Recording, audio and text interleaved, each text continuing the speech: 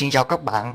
Với cái nhu cầu mà anh em muốn chiến cái tựa game PUBG Battle Royale với nhiều tựa game khác online và offline hiện tại thì việc sở hữu một cấu hình cao trên một cái giá thành thấp là khá là khó.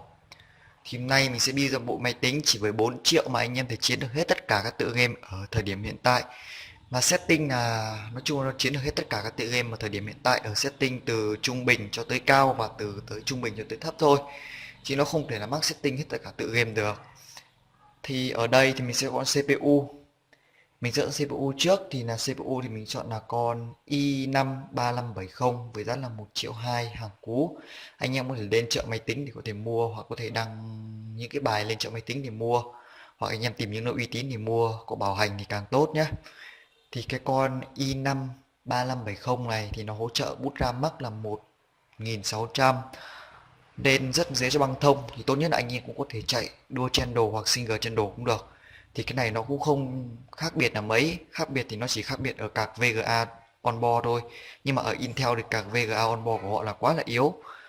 Rồi mình đã chọn xong CPU thì tiếp theo là chúng ta sẽ chọn con main. Tất nhiên là chúng ta chạy dòng i5 thì tất nhiên là chúng ta phải dùng một con main cao cấp hơn một tí, thì ở đây mình chọn con main 75. Thì anh em thắc mắc là giữa con H và con B thì con nào mạnh hơn, thì tất nhiên là con B nó vẫn hỗ trợ tốt hơn là con H rồi. Thì nó chia thành 3 phân cấp đó, thì là main H này và main B và main Z. Main Z thì hầu như là anh em không dùng các loại chip dòng K thì thôi nhất là không cần phải dùng main Z làm gì, thì anh em chỉ dùng main B hoặc main H thôi. Main Z thì nó là một cái phần cao cấp mà để ép sung những cái đời chip dòng K nhé. Thì nên mình có một con B75 với giá là 700.000. Anh em có thể tìm tất cả các nơi bán ấy, thì giá nó dao động bằng đấy thôi, nó cũng không hơn được bao nhiêu đâu. Anh em cố gắng chăm tìm thì sẽ mua được. Thì tiếp theo để chiến được con PUBG Mobile thì tất nhiên chúng ta phải cần 8GB RAM rồi. Thì đây mình đã có 8GB RAM, bút 1600 để hợp với con CPU nó chạy bút 1600 nhá.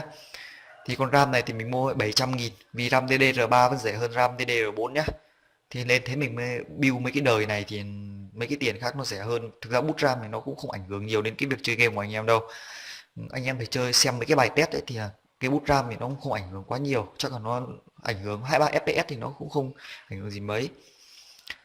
Rồi, thì đấy phần quan trọng nhất là chúng ta phải chọn một con VGA làm sao để đủ mạnh để kéo tất cả các tựa game của chúng ta để chơi được. Thì như anh em biết trên Tiểu Ngôi Sao thì họ có bán một con RX 470 đó, thì nó chỉ có giá là 950.000 thôi. Nó có rất nhiều phân khúc như của MSI hoặc là của Gigabyte gì đó, thì là của MSI thì họ khá đắt, nó rơi vào tầm 1 triệu 2. Nhưng mà thực ra là mấy con chip sau bên trong ấy thì nó cũng đều là con R7 R470 thôi, tất cả nó đều R470. Còn nó xịn hay không, đắt hơn giá tiền hay không thì nó theo cái nhà sản xuất đấy, uy tín hay không ấy thì nó theo con tản nữa. Thì ở đây mình chọn con 950.000 nhá. Nói chung là mình cứ chọn những con nào ít nhất trên giá tiền cũng được. Thì nói chung anh em từ nãy giờ mình đã được con chip, main, RAM và VGA rồi, thì chúng ta sẽ chọn nguồn.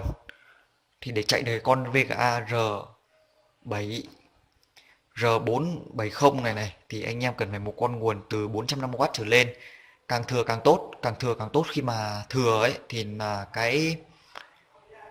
cái sụt áp ấy thì nó sẽ không ảnh hưởng nhiều đến cái hệ thống của chúng ta. Thì đây mình mua một nguồn cú là 450W 80 plus thôi, chứ không có gold, không có platinum nữa nhá. Ok, thì mình đã chọn xong nguồn là 450W 80 plus. Tiếp theo là với cái nhu cầu lưu trữ không quá là nhiều thì là chúng ta chỉ cần một con 250GB thôi. Thì con 250GB này anh em cũng có thể tìm được trên chợ máy tính, nó khá là rẻ, nó rơi vào tầm 200.000 thôi. Thì đây mình mua được còn 200.000. Nếu mà anh em nào muốn đẹp trai và tốc độ nhanh kinh khủng khiếp thì anh em có thể mua con SSD một con 60GB thôi để cài Win thôi, thì cái tốc độ nó sẽ khác ngay. Và sau đây là những cái tựa game mà mình sẽ test cho anh em xem.